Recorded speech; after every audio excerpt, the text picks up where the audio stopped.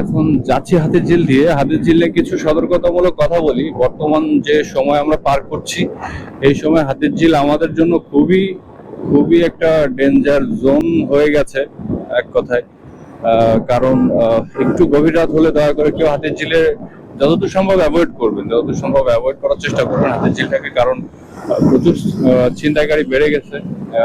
যখন একটু রাত হলে, যখন গাড়ি চলাচল একটু কমে যায়, তখন ছিনতাইকারীরা মোটামুটি সব পেতে বসে থাকে। ইতিমধ্যে প্রশাসন থেকে আইনগত ব্যবস্থা নিয়েছে, মোটামুটি পুলিশের গাড়ি টহল দেয় রাতে। তবে বিশেষ করে রাত 9টার পরে না ঢোকাই ভালো, নিজের সেফটির জন্য। কারণ এই হুট করে সুতা বেঁধে রাখে।